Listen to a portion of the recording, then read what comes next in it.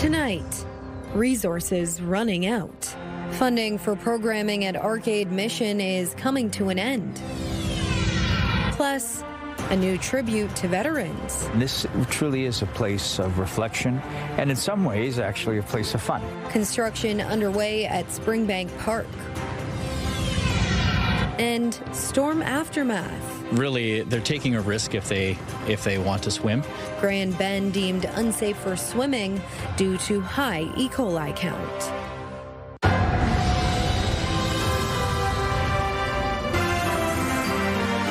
CTV News with Lauren Stallone. Good evening. Thank you for joining us. Construction is officially underway on another major piece of infrastructure tied to Volkswagen's massive EV battery plant in St. Thomas. The province has started expanding Highway 3, a project officials say will improve safety, ease congestion, and help support thousands of new jobs in the region. CTV's Rita Ismail reports. Today we are marking a milestone.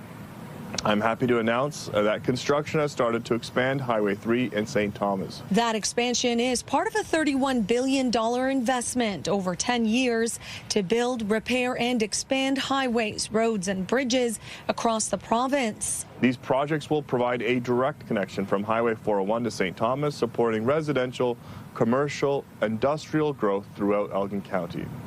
They will also improve access to the St. Thomas Industrial Park and the Volkswagen EV battery manufacturing plant currently under construction. The $7 billion Volkswagen investment is expected to create thousands of jobs and has already transformed the landscape in St. Thomas. Provincial officials say improving transportation infrastructure is key to supporting that growth. Companies want to come here. In this economic war that we're in with the United States, you've seen the Prime Minister, you've seen our government traveling the world looking to bring new partners in. St. Thomas is a great location for them. The province says twinning Highway 3 will also improve safety, reduce travel times, and make it easier for workers, businesses, and emergency services to move through one of southwestern Ontario's fastest growing communities. People need to be able to get to work safely and efficiently. Businesses need reliable transportation corridors to move goods and attract investment. Emergency services need dependable routes, and families deserve less time sitting in traffic and more time at home. Construction on Highway 3 expansion is now underway while work continues on the Talbotville bypass, which will eventually connect Highway 4 to the newly expanded corridor. Together, the projects are designed to create a continuous link from Highway 401 to St. Thomas as the region prepares for continued industrial and residential growth. Rita Ismail, CTV News. These face significant service cuts next week because funding from City Hall will run out before a new federal program is established. CTV's Daryl Newcomb explains.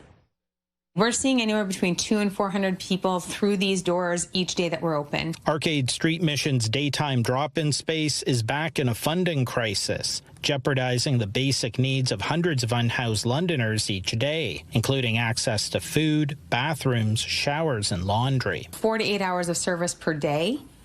And that's all we have. When we close these doors, there's no 7-day-a-week place for people to go. And according to Campbell, outreach to encampments by 519 Pursuit is facing similar uncertainty 4 months after the federal government announced new funding. That's often the first point of contact that brings people into these types of consistent services that lead to the opportunity, when available, to go into shelter and move towards that permanent home. If this situation sounds familiar, it's because it's actually the resumption of a funding crisis the City Hall thought was resolved back in April. The federal government's Unsheltered Homelessness and Encampments Initiative expired April 1st, the same day that a funding extension of $125 million was announced. So at the time, City Council provided 4 months of stopgap funding up to $350,000 to minimize frontline service impacts until the new federal funding could be dispersed. The federal government's coming forward with a renewal of $125 $25 million, and I commend them for that. But we got to provide some sort of stability. But with the city's stopgap funding expiring at the end of this week, Campbell says she still has no indication when the federal program will launch. We've just heard nothing. We don't know what's going on with that funding. Our municipal counterparts, so civic administration, we've been talking with them, and they've said there's no application, there's no clarity on what that funding will be utilized for at this time. CTV News asked the Federal Ministry of Housing and Infrastructure about its timeline to release the funding, but is still awaiting a response. In the meantime, the ARC must rely entirely on donations and volunteers to provide what daytime service it can. We're going to collaborate with anyone who's willing. Our donors, our partners, certainly the City of London, certainly the federal government, and hopefully the province comes to the table. Campbell will take her concerns to the next meeting of the Community and Protective Services Committee on August 10th. Daryl Newcomb, CTV News. It's another day of unsafe swimming for some beaches along the Lake Huron shoreline. Last night's storm has stirred up sediment, causing Grand Bend's North Beach to test over the limit for E. coli. Ipperwash Beach has also tested over.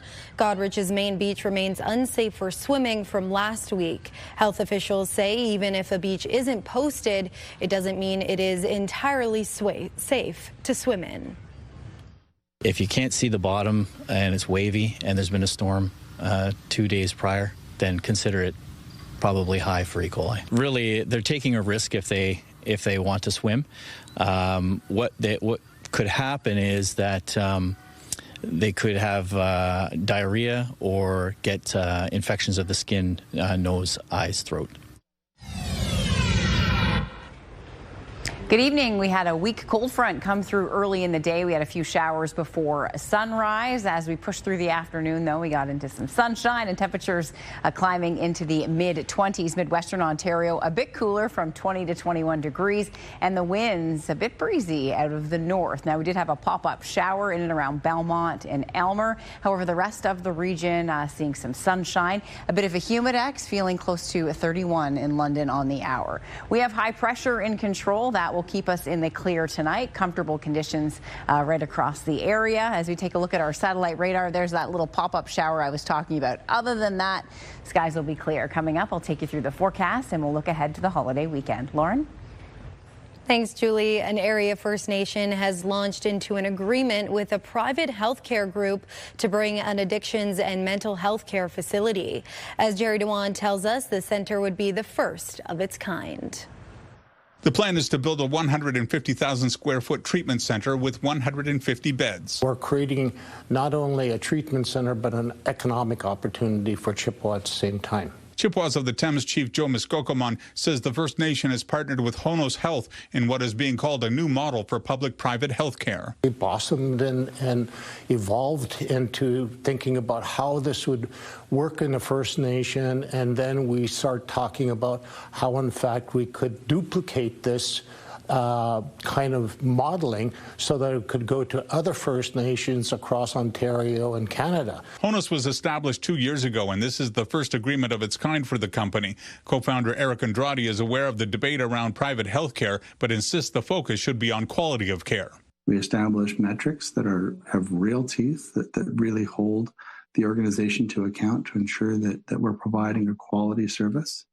And I think that if you're able to relieve pressure in the system, that's a positive. While the proposed facility will be located on Chippewas of the Thames First Nation territory, the services it offers won't be exclusive to First Nations members. We're not going to close the doors to anyone.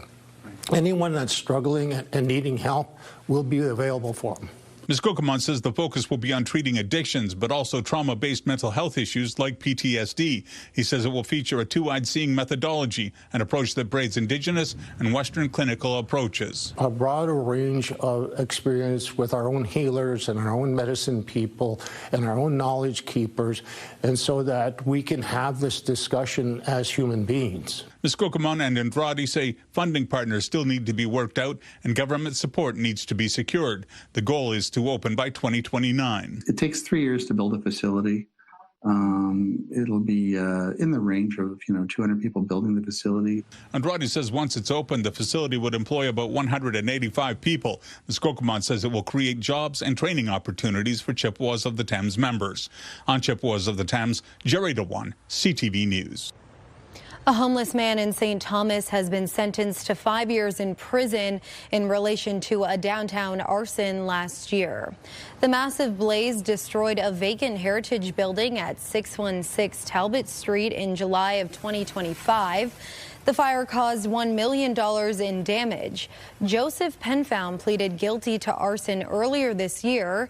Today, St. Thomas Police Chief Mark Roskamp issued a statement saying, "We appreciate the court's recognition of the seriousness of this deliberate act and the need to hold repeat offenders accountable for behavior that threatens public safety." Oxford OPP are investigating a fatal crash north of Tillsonburg. A motorcycle and a transport truck collided on Plank Line between Prowse Road and Duffy Line around 9:30 this morning. The motorcyclist was pronounced deceased at the scene. The truck driver was not hurt. Plank Line was closed for the day for the investigation. Meanwhile, a 38-year-old London truck driver has been charged by Oxford OPP after a train bridge was struck. Emergency crews were called to 17th Line in Zorro Township Monday afternoon. Police say despite signs indicating height restrictions, the truck drove under the bridge, ripping apart the cab and trailer. The bridge, however, was not damaged. Happening in a region west of Toronto, extortion, organized crime, and the international drug trade growing, along with gun violence, which has nearly doubled in a year. Adrian Gabriel has more. As screams of terror and the echo of gunshots reverberate through communities, across the country, public alarm and concern is rising.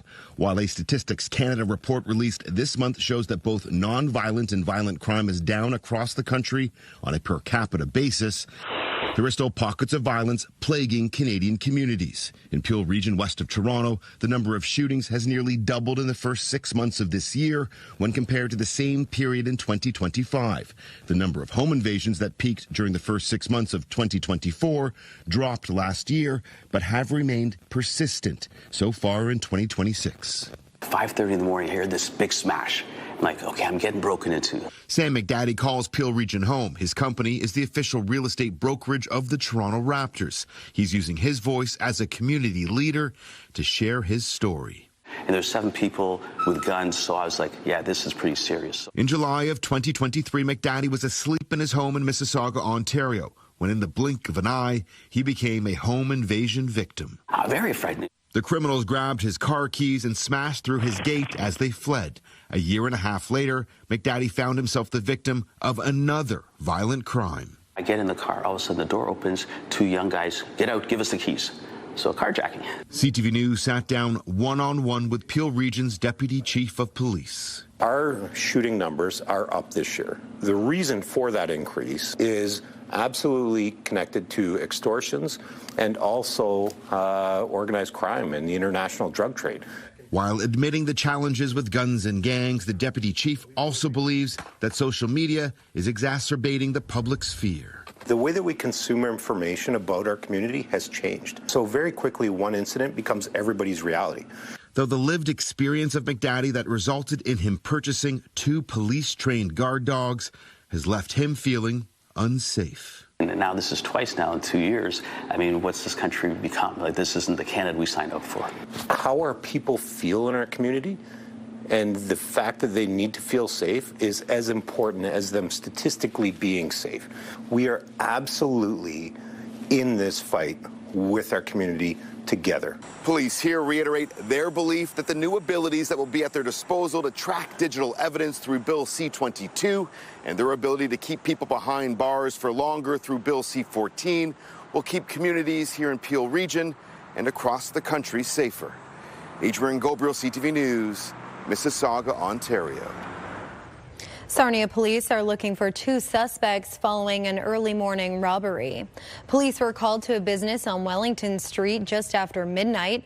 A masked man and a woman gave an employee a threatening note demanding cash from the register. She was wearing a green baseball hat, a black and white striped shirt, black capri pants and red shoes. Police say she was also carrying a pocket knife. Police describe the man as wearing blue shoes, dark shorts, a blue t-shirt, a red and orange hat, and a green backpack. 3 Huron County municipalities have pushed Goderic's MRI campaign closer to its $6.5 million goal. Goderich, who will host the MRI at their hospital, has pledged $750,000 over 10 years. Nearby Central Huron has pledged $250,000, and Ashfield, Colborne, Washtenaw has also pledged the same amount over the next 5 years. That brings Goderic's MRI campaign to over $4.5 million raised of their $6.5 million goal. When installed, the MRI will serve a large area, including parts of Bruce and Perth County as well. West London will soon have its own permanent tribute to veterans. Construction is now underway for the new monument at Springbank Park. Here's CTV's Brian Bicknell with the latest on the project. At the heart of London's Springbank Park, passers-by take interest in this construction site, gratified to find out what it will be. I think it's a great idea to honor these men that fought for us, yes. Yeah, it's a perfect location to set this up right here in the park. And but you're right, there isn't a whole lot of things out this way that are memorials of that type. Construction of the Byron Springbank Veterans Monument is now underway. Nearly 2 decades in the making, it is the dream of Reverend Frank Mance, who believed West London was in need of a permanent monument to honor those who served. And especially at this end of town, there's nothing. Conceived by Mance and designed by artist Kay Yang, the monument will feature 14 life-size servicemen and women made of corten and stainless steel. The service people who fought, served, sacrificed, came home, built homes, raised families, made this community go, and the corten figures will represent those who died.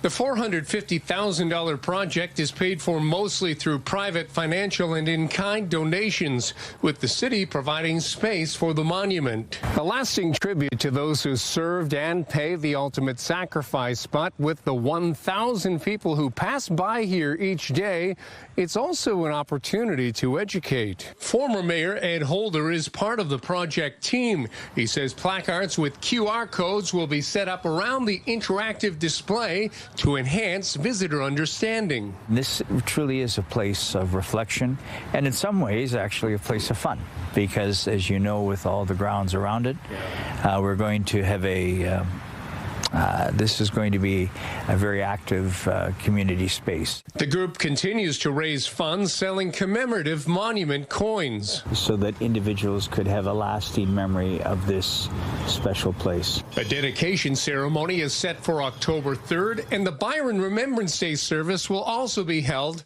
at the new monument. This place is a very special, sacred place in Springbank Park. Brian Bicknell, CTV News. Researchers in Prince Edward Island are testing an electrifying way of helping farmers fight weeds while cutting back on chemical use. It involves literally zapping unwanted growth with a high voltage tool, but there are risks. CTV's Maria Charoux outlines the positives and negatives. From above, it might look like a routine pass through a field, but this tractor isn't spraying weeds, it's zapping them. It sparks joy. It's just another tool in our toolbox when we're trying to take an integrated approach to weed management. It's called the Weed Zapper, and it's being tested in PEI fields. It won't replace chemical control, so farmers will still need traditional spraying or cultivation programs. It can serve as a second swipe for weeds that survive or resist herbicides, and it offers an organic option. So these plants weren't zapped, but these ones were zapped. This is where we would have hit it with the bar, and then this is wilted, so it's just going to slowly wilt more and more. But the current doesn't always distinguish a weed from a crop. crop. The weeds should be about 15 to 20 centimeters taller than the crop plants, sort of at minimum, because the machine is pretty lethal on vegetation in general. Dry conditions bring another risk, fire. That's a concern after drought hit PEI and much of the Maritimes last year. Researchers avoid parched fields, check burn bans, and keep a fire extinguisher on hand. I wouldn't go over top of a field of wheat or barley that's starting to dry down, even if the weeds are moist, because it has a chance to go to the barley and then set fire. Electric weeding tools are more common in the U.S. and South America, but interest has been picking up among Canadian producers. Some units can cost more than $100,000, but farmers can share the investment and buy fewer herbicides as prices rise. It might take 10 years, but you will eventually, when you're just driving through a rural area, you will look twice and say, what the heck is that big gray thing on the back of that tractor? The Weed Zapper will be tested on PEI potato fields in the coming weeks, with more research on other kinds of vegetables in the next 2 years. Maria Saru, CTV News. Last night's Detroit Tigers game was interrupted by a speedy and elusive squirrel. The chase for the squirrel is on, and the squirrel is in the corner, and the squirrel is still eluding an entire horde of grounds crew members. And the squirrel's free once again. Hemmed in? No, I won't be hemmed in. Some major league chaos as the adventurous rodent took the field during the 7th inning, dodging players and at least 15 members of the Detroit grounds crew, all trying to control the fast-moving critter. It was eventually captured using a towel and escorted off the field. Coming up, a Canadian intern working at NATO has been denied bail after being arrested for spying for a third world country. Plus, critics dismiss Trump trade talks as typical bluster.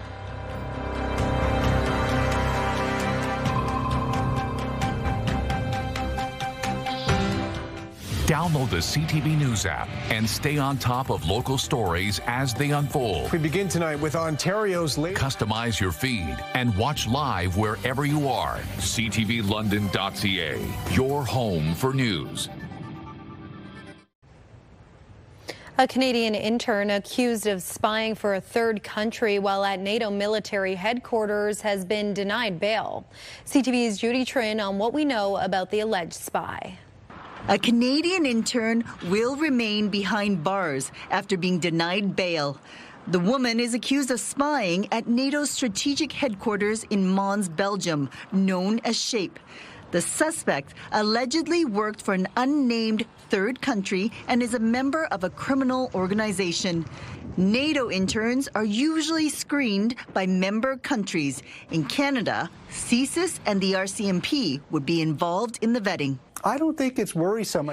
Dan Stanton, a former CSIS officer, said this could be a counterintelligence operation, and the deliberate disclosure of ethnicity sends a message to the foreign power she's working for. The way we've uncovered, or we meaning the government, or various governments, have uncovered perhaps the modus operandi of an intelligence service and has stopped the further development of what could be a mole or a penetration agent on behalf of another country, let's say China. SHAPE is the command center for NATO, where the alliance plans its military operations and decides where to move troops and weapons. In a statement, Colonel Martin O'Donnell says there's no indication that NATO or SHAPE operational readiness, command and control, or ongoing tasks have been adversely affected. SHAPE, the supreme headquarters of Allied Powers Europe, hires 35 interns a year. Now that the Canadian woman and alleged spy has been denied bail, she'll have the opportunity to appeal. Judy Trin, CTV News, Ottawa. As Canada's Dominic LeBlanc heads to Washington this week for more trade talks, the U.S. president is telling Fox News he doesn't care about updating the trade pact with Canada and Mexico and that he'd rather be independent. CTV's Rachel Aiello reports. So the USMCA, are you looking to update that? I don't care. I mean, I don't really want to. U.S. President Donald Trump made it clear today he doesn't really want to renegotiate the trilateral trade pact known on this side of the border as CUSMA. I'd rather be independent. Here's the thing. Mexico and Canada need us. We don't need them. The deal is important for them. It's not important for us. This declaration prompting new questions about Canada's ability to get a good deal. We haven't seen the intensity that a government that is focused on its interests should be bringing to our own North American contact. Canada-U.S. Trade Minister Dominic LeBlanc and this country's chief trade negotiator are heading back down to D.C. this week for meetings. And this longtime Canada-U.S. relations expert says Trump's latest comments show that this country should be treating this trade war like a war. It's not because you wish to exacerbate the trade war with tit-for-tat retaliation. That's not working. And it's not that you want to, do something dramatic that'll hurt your own economy. But the U.S. has to be convinced that you're willing to. That's, I think, where we are. With just 3 weeks left before Trump's 50% tariffs on a range of Canadian exports come into effect, there's little clarity on the minister's game plan. I think he owes our country some transparency. And new data indicates the renewed tariff threats are casting a fresh chill on already frozen business investment. Holding back on business investments today, whether it's investing in machinery and equipment, R&D, or people, means delayed in future growth in wages and productivity later on. And so with all this uncertainty, it's really starting to affect our long-term competitiveness. LeBlanc's office confirmed to us this afternoon that the minister is now in D.C., but still won't say how long he plans to be there. Asked to respond to Trump's latest salvo and if it hurts their chances of getting a deal, the minister's spokesperson said, quote, "We will not comment on that." Rachel Aiello, CTV News, Ottawa. Julie is with me now. Julie, I feel like it's been a while since we've been up here together. It's nice to be back. It is nice to be together tonight, and we have some sunshine out of our doors. I know you're heading out for a baseball game with your son. Yes. So how's the weather looking for that? Looking good in terms of conditions in our area tonight. We have varied conditions. So in London, we've seen the cloud cover break up. We had a few pop-up showers. North of London, though, near Grand Bend, we still have a lot of cloud cover, but that'll all break up tonight. Temperature high today, 25 degrees. So a couple degrees shy of where we normally are. People love this weather. I know it. The winds are out of the northwest, and they've been a bit gusty, keeping things a bit cooler today. We had that cold front come through, as I mentioned. Temperature 24 degrees on the hour, and the winds out of the northwest. The skies are clearing out. A few clouds is still near the shoreline of Lake Huron. A little bit of cloud through here on Perth, but again, I am expecting that cloud cover to break up. That little pop-up shower that we got, that means the forecast verified today. So if you're thinking we didn't get a whole lot of rain, well, we got a little bit, and that 40% chance just south of London in the last couple of hours. High pressure builds, and that'll be our weather story over the next few days with some beautiful clear conditions. Lots of sunshine, and comfort levels will remain just perfect for this time of year. Now, there is an upper level low that is spinning off to the east and a surface reflection of low pressure. That's generating some showers in eastern Ontario and south central Quebec. That rainfall has been problematic through the day because the system is stalled out, and that'll continue in eastern Ontario towards Ottawa tonight. And again, some heavy rainfall associated with that low. Across the country, we do have some active weather to talk about, and through the prairies, we've had tornado watches through the day in parts of Alberta. Across the south, heat warnings have been widespread, and again, a few thunderstorms moving through tonight. This big heat dome continues across the southern U.S., and that warm air ridging its way all the way into the southern prairies. So a couple things I wanted to show you. That's the dome of heat that we're looking at, and then the closed low that's just east of Toronto. So those two weather stories. In between, we have high pressure, and that will keep us under this northerly flow as we head into tomorrow. Temperatures will be comfortable overnight, a couple degrees cooler than we were last night, between 16 and 17 degrees. The winds easing off through the overnight, but picking up again tomorrow. So by the afternoon, we'll see some gusts around lunchtime, north 20 with gusts to 40. Those showers lingering heading into Thursday. That's persistent, that little closed low. It will weaken over the weekend, but it's going to take some time before that breaks down. Temperatures tomorrow, comfortable first thing in the morning. By the afternoon, again, 25 degrees, a repeat of what we saw out there today, but more sunshine on the way. I wanted to show you the temperatures in Midwestern Ontario, still a bit cool with that northerly wind coming downwind of Lake Huron, so temperatures will be into the low 20s. Now, of course, you're talking about holiday weekend plans. I know it. Well, we have some sunshine to get you there, but some questions are arising about this weekend forecast. So there are a couple of weather systems that will take shape over the northern plains, and the timing on this is a bit problematic at this point. So let's talk the next 3 days. We're into full sunshine. 25, we'll hit 27 on Thursday and 29 on Friday. At this point, forecast models indicating a cold front coming in Friday night into Saturday. So in advance of that, the temperatures are headed up. So it'll be 26, but it'll feel like the low 30s. The muggy air will really start to kick in. The cold front will come through and the temperature will drop off on Sunday. So the rain timing Saturday night into Sunday morning. How long it lasts on Sunday is the question. I left the rain off the forecast just because I still have some questions. I'll keep you posted. Holiday Monday looks great, 26 degrees, and we'll hit 27 as we head into Tuesday. Midwestern Ontario, same story for you. You have lots of sunshine over the next few days, nice comfortable temperatures. The other thing, we have some cooler nights coming, so perhaps opening up the window, shutting off the air conditioner, and letting some fresh breeze come in. A weekend, night showers Saturday into Sunday, and daytime highs over the next 7, close to where we should be for this time of year. Lauren, we have some beautiful weather on the way. The next 3 days are looking absolutely picture perfect right across the area, so great weather to be outside and enjoy. All right, thank you so much, Julie. Probably like some pens, markers, and some pencils. Coming up, the cost of back-to-school shopping and the reason parents prefer brick and mortar stores. Did you know that Leanne has absolute power and she wished something evil into existence? It wasn't evil, but I couldn't believe it happened. You got all the details tomorrow morning at 6:40.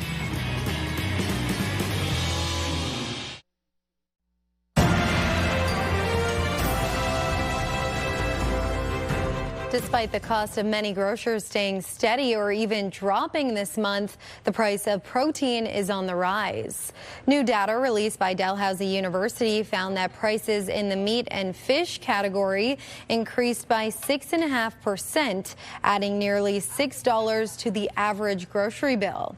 The biggest jump was in the price of bacon, which increased nearly 29%, followed by Atlantic salmon at 26%.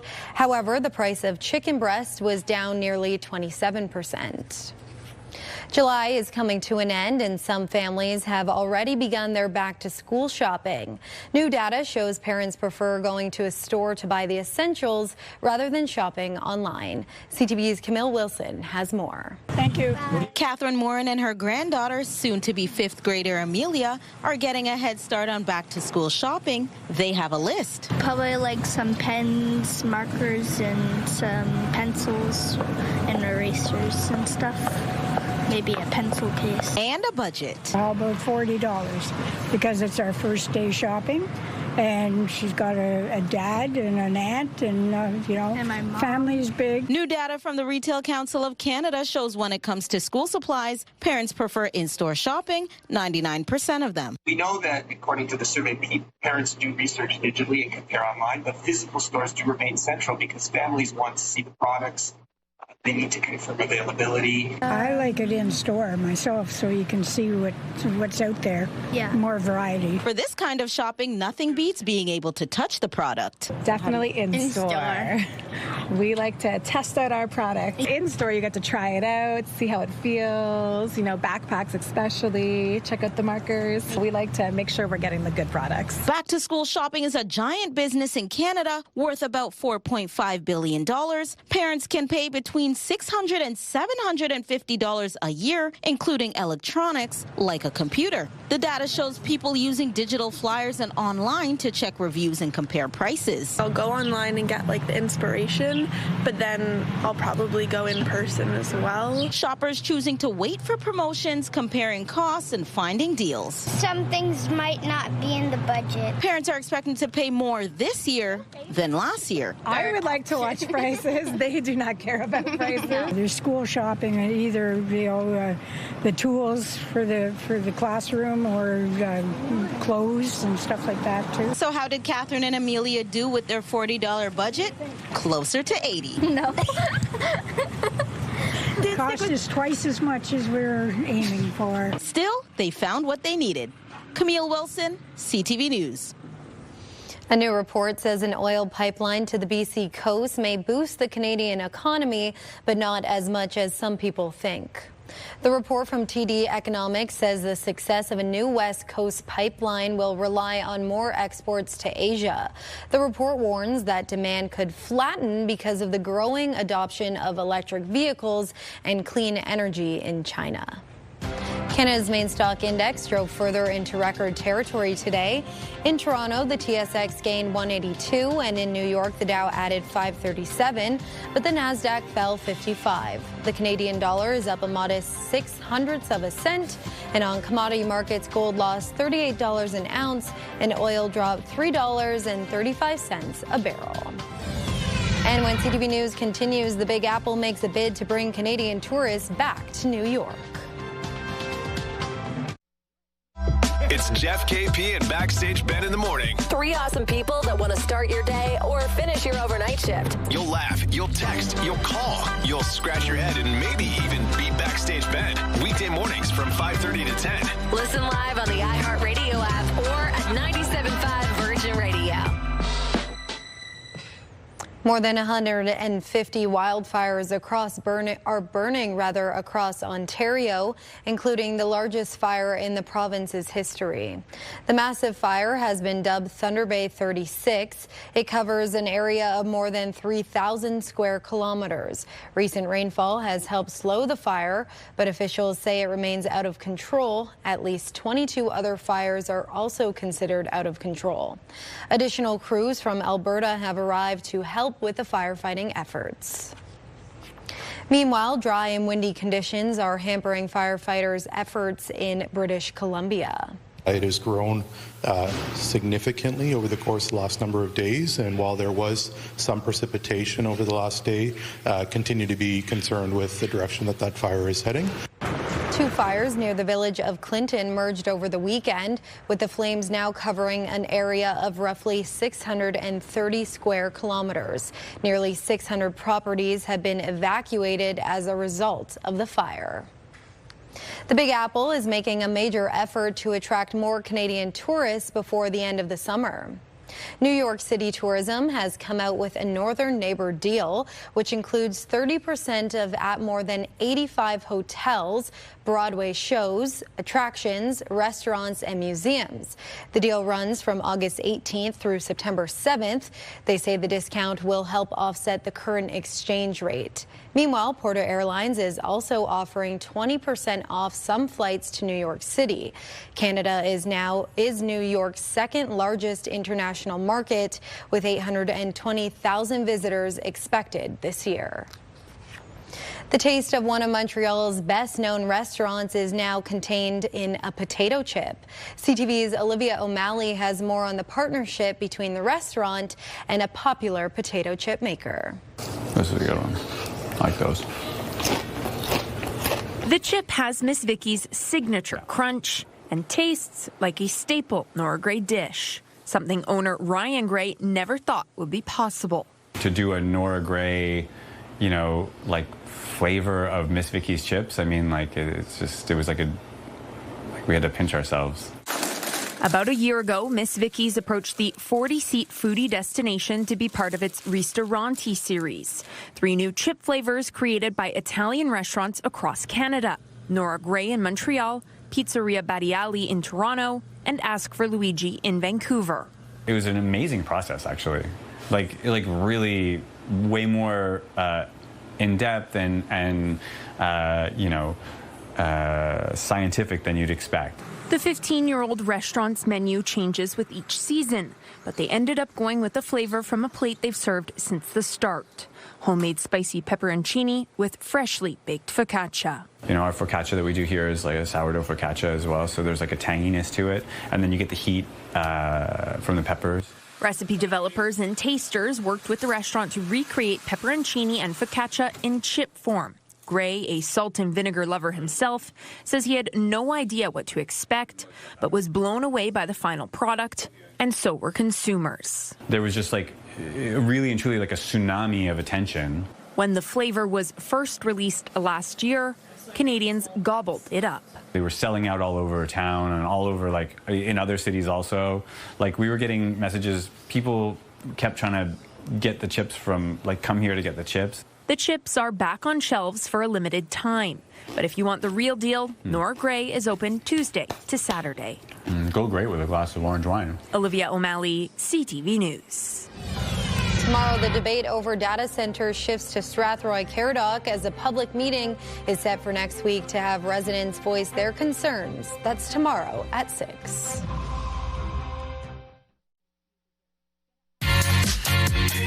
Let's meet Jamie. Jamie is the sweetest girl. She's an 8-year-old Yorkie mix from Animal Alert, and she is a puppy mill mama. She does have some quirks now because of that. So when she gets anxious, she'll walk in circles, and she likes to be with other dogs. She doesn't want to be alone. We want to give Jamie the best life ever. The amazing fosters at Animal Alert have worked with her. She's healthy. She's happy. Again, wants to go to a home with other dogs. Older kids, because again, we don't want to stress her out.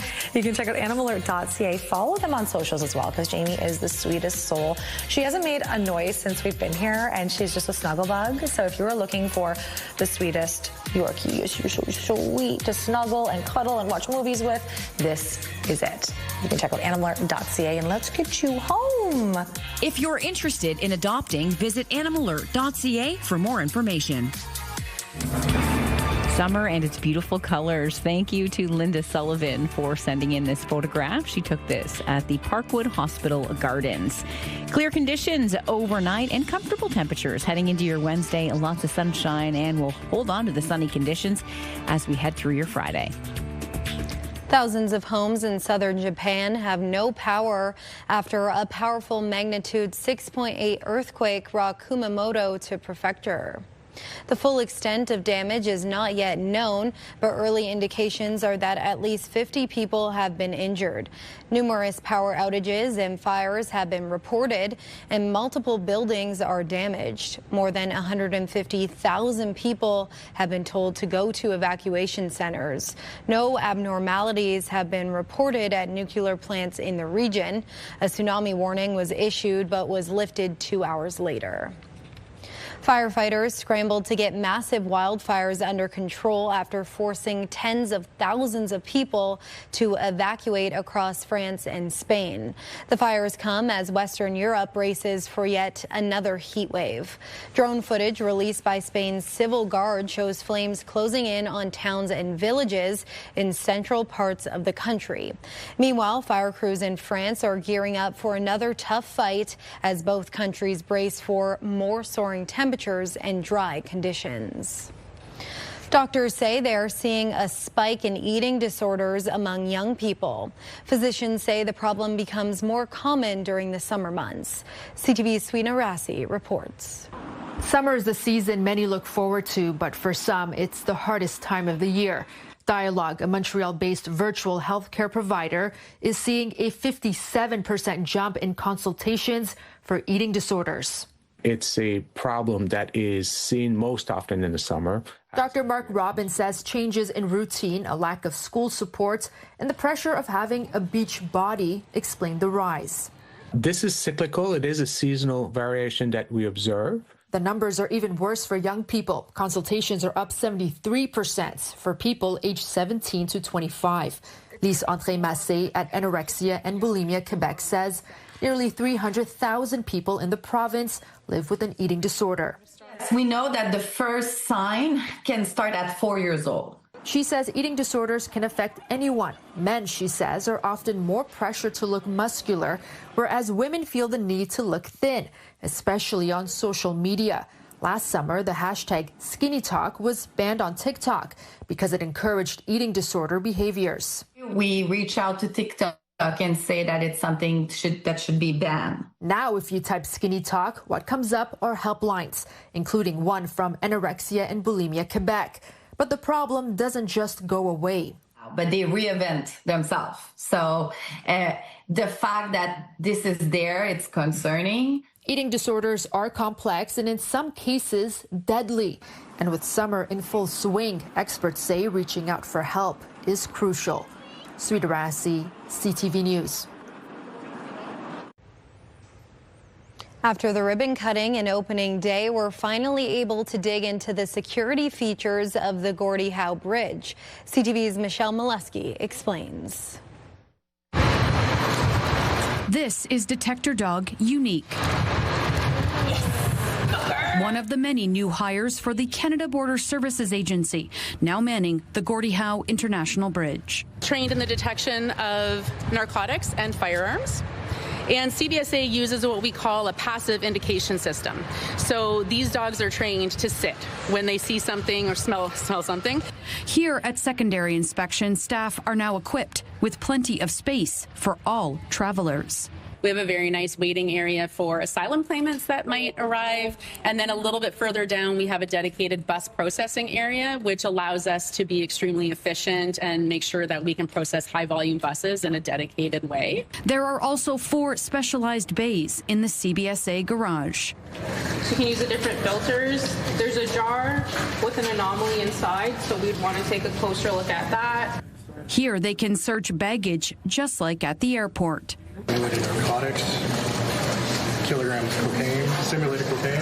And their scanners can detect contraband or illegal firearms without opening a single door.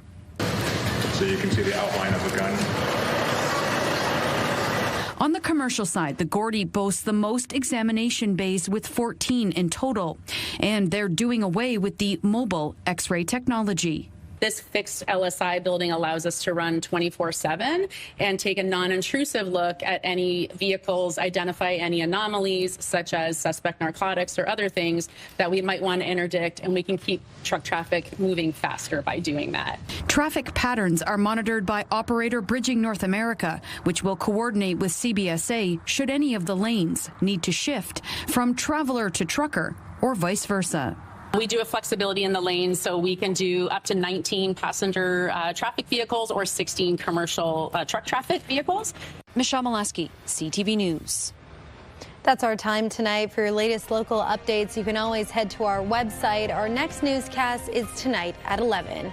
Thanks for watching. Have a good night.